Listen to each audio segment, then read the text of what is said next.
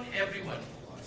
My name is Peter Singh, and I'm your MLA for Calgary East constituency. And I will be your MC today as well.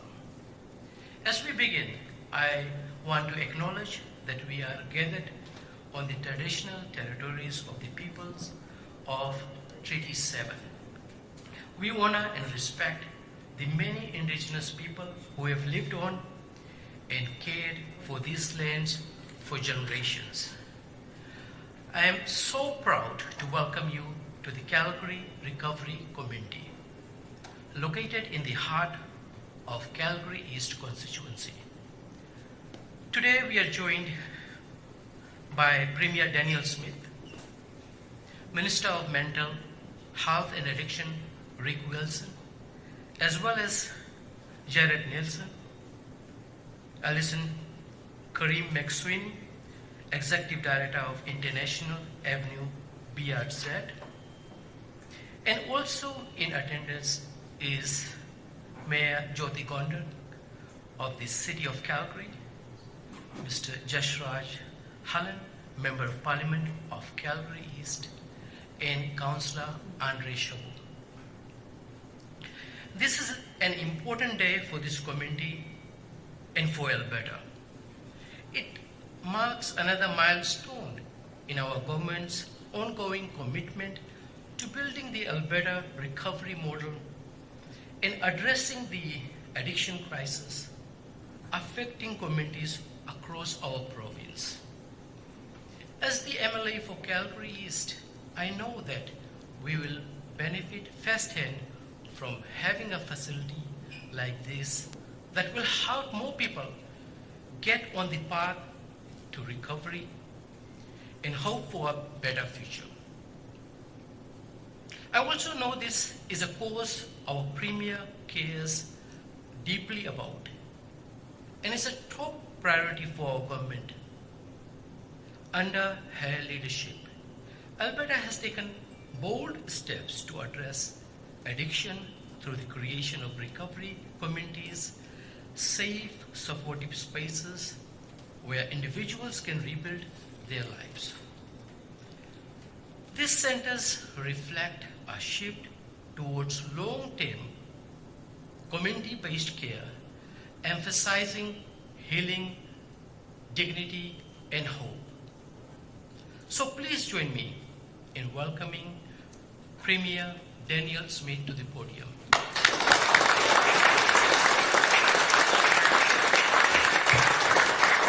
Well, thank you so much, Peter, for hosting us today and for emceeing, and good afternoon to all of you here. I'm joined by Rick Wilson, Alberta's Minister of Mental Health and Addiction. Also, you will hear from Jared Nielsen, Executive Director of Last Door Recovery Society, and Alison Kareem McSweeney, Executive Director for the International Avenue BRZ.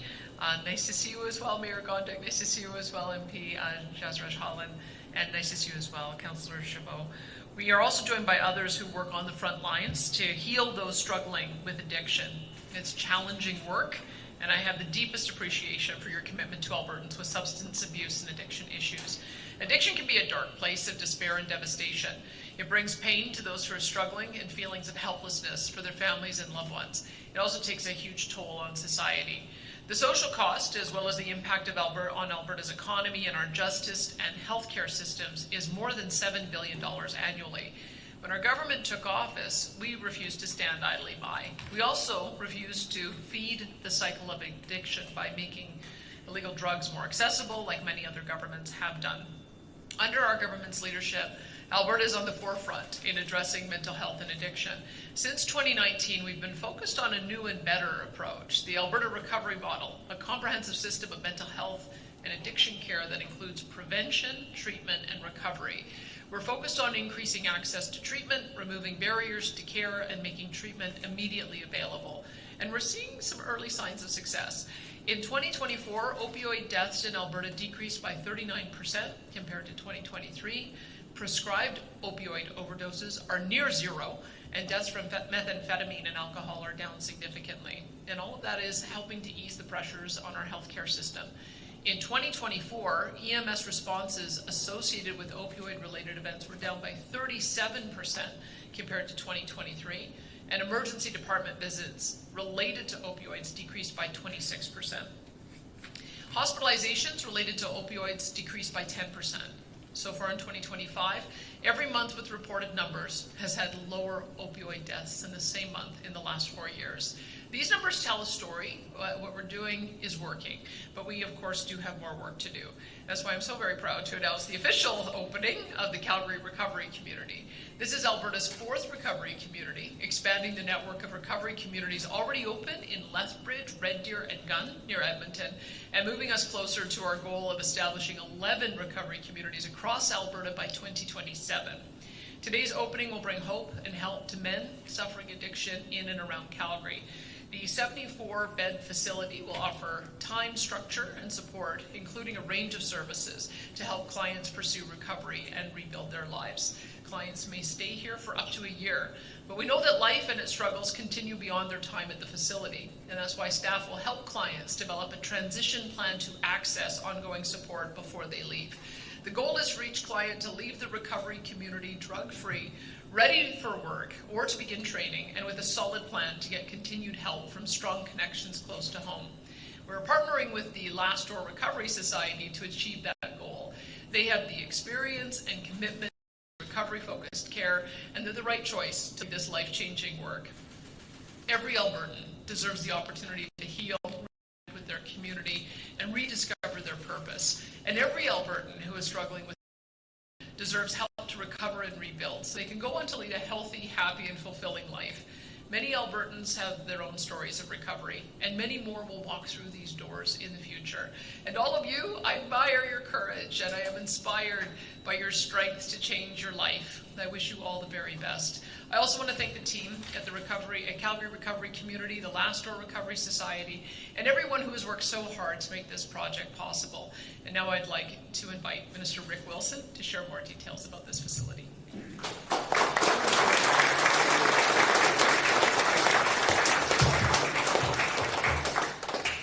Thank you, Premier, and thank you everyone for coming today to help me join in opening the Calgary Recovery Community.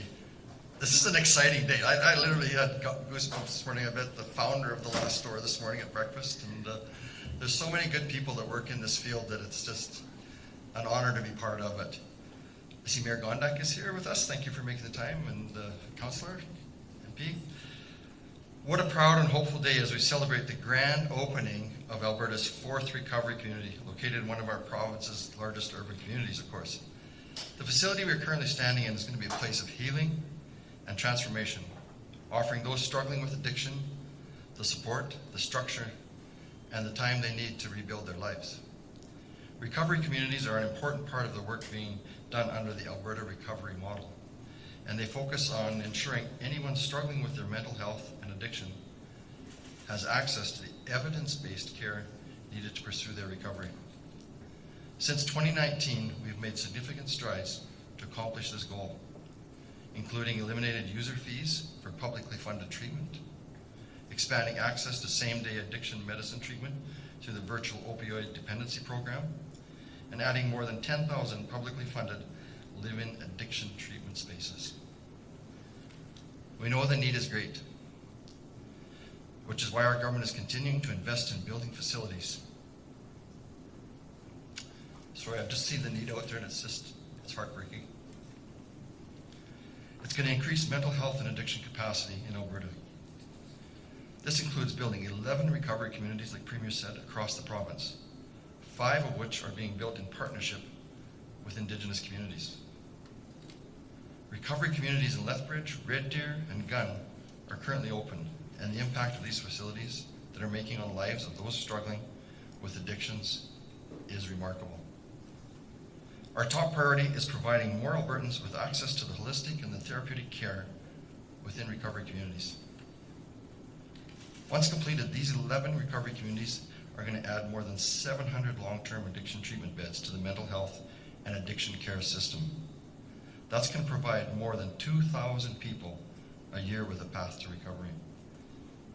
And that's what today is all about, opening the doors to a facility that's going to serve as a home while residents focus on their recovery.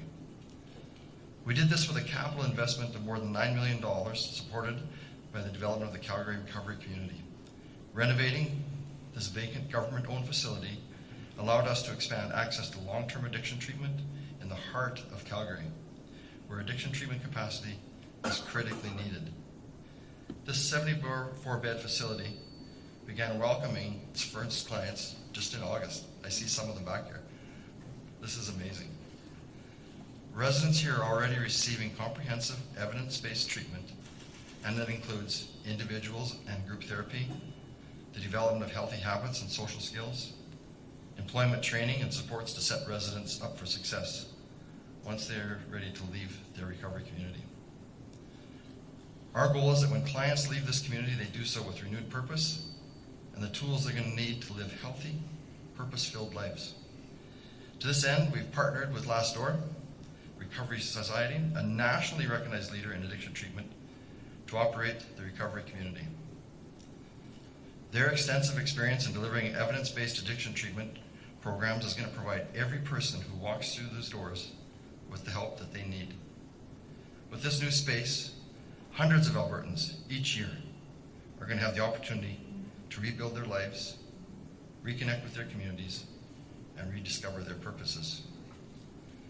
This recovery community, it's more than just a building. It's a symbol of hope, resilience, and the belief that recovery is possible for everyone. And you're going to hear me say that a lot. It is possible for everyone. Above all, it's a place for people to build a brighter future, not only for themselves, but their families, loved ones, and the communities surrounding them. I just want to again thank everybody for being here to help us celebrate this important milestone. And I'm going to invite Jared Nilsson, the Executive Director with Last Door Recovery Society, to share a few words.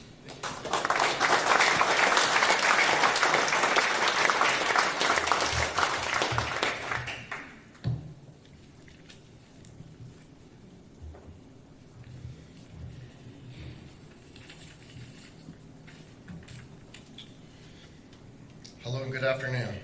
My name is Jared Nilsson. I'm the Executive Director here at the Calgary Recovery Community. I just want to say thank you for everyone that came here in attendance and to see the place and stuff like that. So thank you very much for coming today. So the opening of this recovery community reflects the Government of Alberta and the Ministry of Mental Health and Addictions' strong commitment to recovery-focused services that uphold dignity and hope. Under Premier Danielle Smith's leadership, Alberta has embraced the Alberta recovery model, making treatment more accessible than ever before and positioning the province as a national leader in building a recovery-oriented system of care. Far beyond policy, the Premier's vision speaks to a future built on hope, dignity, and most importantly, strength.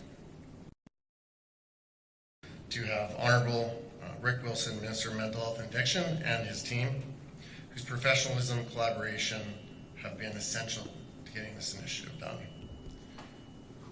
Feedback. As you can see today, this facility has been repurposed to a 74-bed recovery community for men. It offers a welcoming and therapeutic environment where clients may stay for up to 12 months.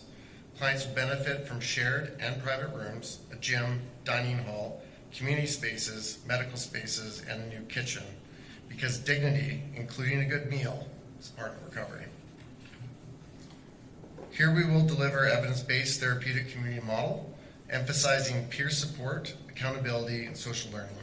Services include group and individual therapy, cultural and peer support, mutual support, men's health, employment preparation, and strength-based programming that builds recovery capital, strengthening personal, social, and community well-being. The Calgary Recovery Community is more than just a building. It sends a powerful message to Albertans living with addiction and to their families. Recovery is possible, and in Alberta, recovery is supported, attainable, and it's sustainable.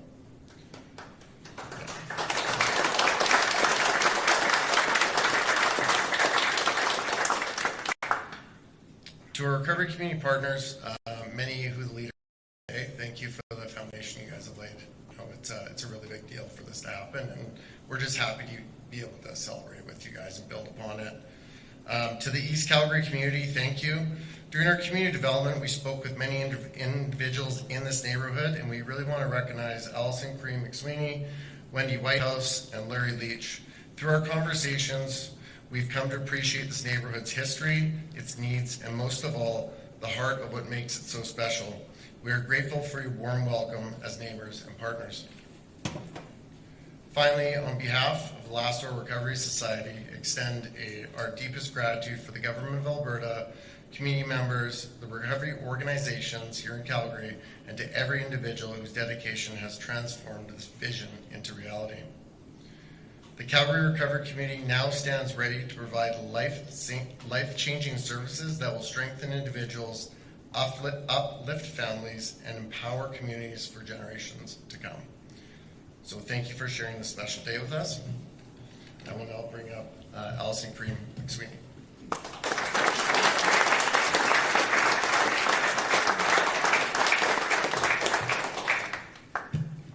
Madame Premier, Minister Wilson, Mayor Gondak, MP, Andre Chabot, Councillor, and distinguished guests. Thank you so much for including the International Avenue Business Revitalization Zone in the opening celebration today.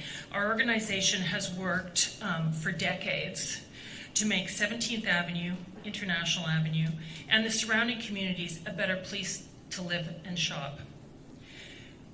We've also done our best to make it safe. Despite the amazing collaborative work we've done, including the $176 million reconstruction, which has made the avenue one of the most beautiful and progressive streets in the city, we have faced overwhelming challenges in the recent years. Parents are often afraid to let their children walk to school because of the large and growing unhoused population being exported from downtown into our community. These people unfortunately often suffer from addiction disorder and mental health issues, which leads to social disorder, discarded drug paraphernalia, vandalism, crime, and trauma. A lot of the population has been exported to our neighborhoods from other parts of the city, and many agencies are doing their best to support the population, but are focusing on outputs, not outcomes. That distinction is very important. It's time for a new approach, and I'm here to tell you the current system isn't working in East Calgary neighborhoods and much of Calgary. That's why I'm happy to be here today.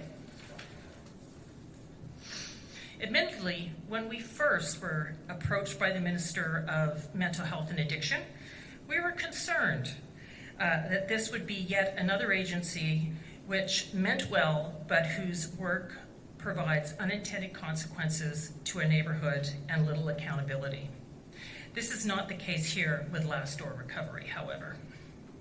I can tell you, I'm not worried any longer, and in fact, I'm really excited. It's going to be a huge game changer for the community.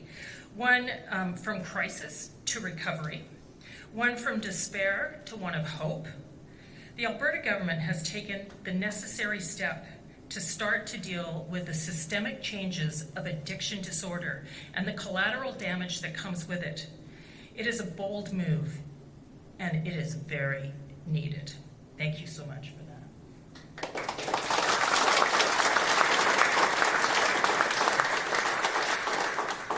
Once I was introduced to the leadership team from Last Door, I could fully understand the work that they've been doing and how they change people's lives. I felt excited to welcome them into our community and much more comfortable. It's about accountability. Let me just say that again. It's about accountability. We are tired of the collateral damage of our residents and businesses being expected to bear the real economic, personal, and social costs of the current situation. Many of more than our 435 member businesses of our BRZ, for example, pay for an innovative private security initiative, and we also co-manage the Ambassador program with 12 Community Safety Initiative. To date, we've gotten 230 people off the street through our program. Our team, however, is faced daily with saving people's lives from overdosing on street drugs, sometimes many times a day, for the same person.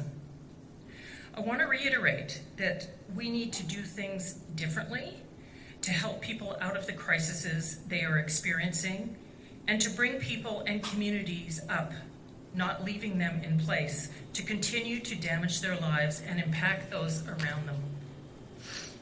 I believe Last Door has already shown real concern and accountability to the neighborhood. Rather than supporting people to live on the street where they face the daily threat of becoming a fentanyl or methamphetamine statistic, Last Door is providing a door to the much better future. A center like this feels like the way forward. Rather than doing nothing to fix the issues, Last Door supports individuals in tackling the systemic issues of addiction disorder and providing wraparound services that support their recovery, including creating positive economic spin-offs in the community. They are going to be part of the community, not just working in our community. It's an investment that I believe will pay multiple dividends in the future, helping to recapture the lost productivity and human potential of the clients, and in the process also investing in the neighborhoods they serve by providing hope for the individual and the community. It is indeed a new day, one from addiction to one of recovery, and it's a very exciting future indeed. Thank you.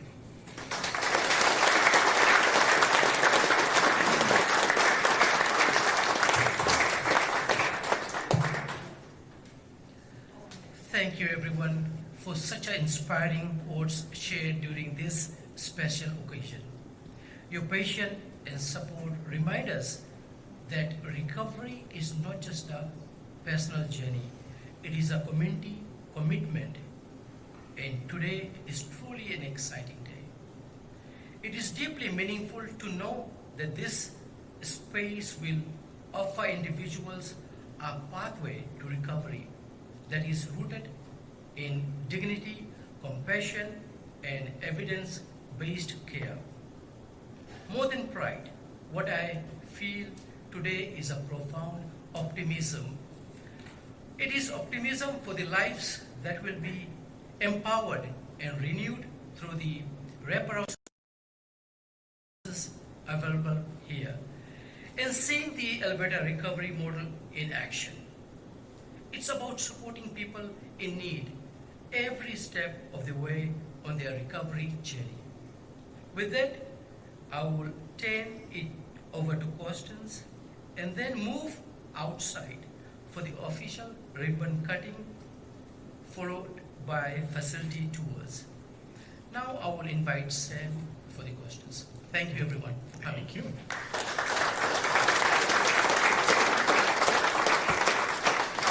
Thank you. We'll now go into our media Q&A. We're running a little short on time, but we'll start off with questions here in the room before making our way to the phones. Just a reminder to media to please state your name and outlet before asking your question, and we'll go with one question and one follow-up. Go ahead to our first at the mic. Hi, Matt Skates, Canadian Press, as for the Premier. On COVID shots, what was the reason behind extending coverage for COVID shots to healthcare workers? And on top of that, how much will it cost for the province to extend that coverage to them? It was a request of the Health Sciences Association to add it, and in consultation with other unions, they wanted to be able to offer it to the members. It won't be mandatory; it'll be certainly by choice. As you know, during a respiratory virus season, there's a lot of patients who go into a hospital setting, so they're exposed to COVID, influenza, and RSV. And any healthcare professional who wants to take an extra measure of protection, we were happy to support them on that. That was the reason for the change in policy. And then we'll do another announcement, I believe, is coming tomorrow to get some more clarity on what the costs are. Okay, thanks. Shifting over to disclosures, your former Cabinet Minister Peter Guthrie says that nothing happens in this government that doesn't go through you and your chief of staff.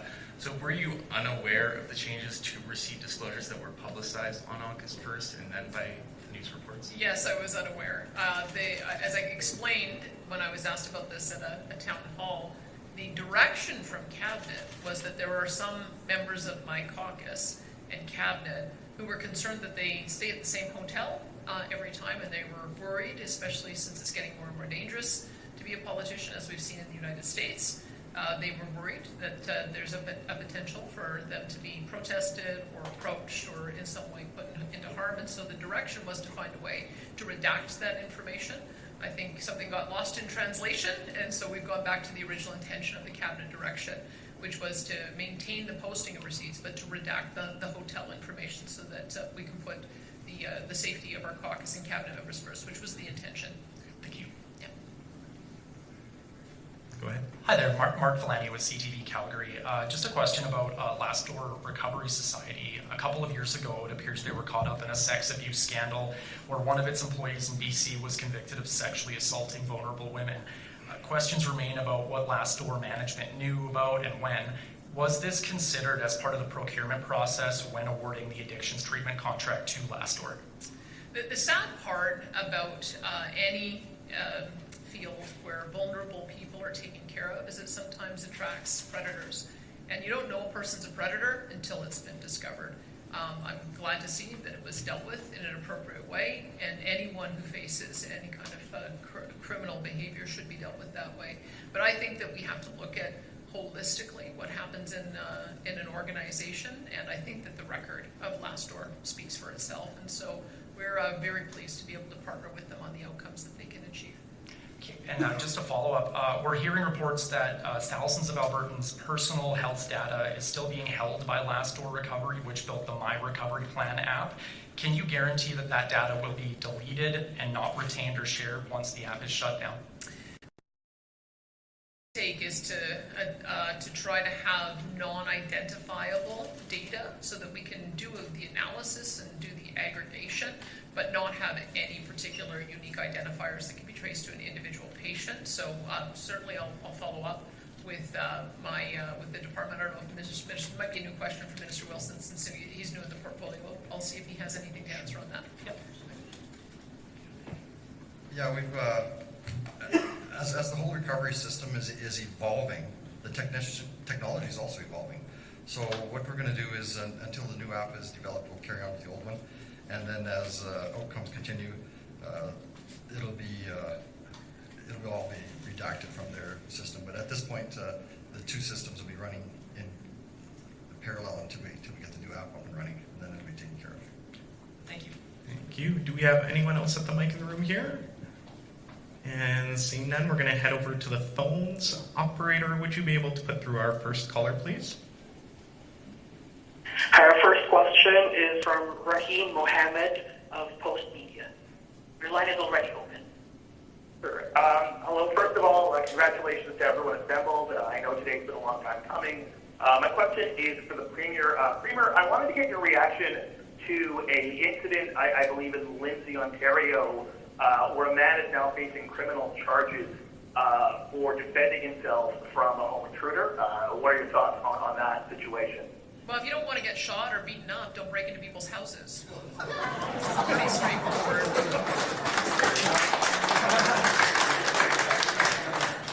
We had a similar incident in Alberta where somebody defended themselves, and they determined that there was not a reasonable likelihood of conviction, because we do expect that people are going to use a reasonable use of force to defend themselves and their families, and I support that.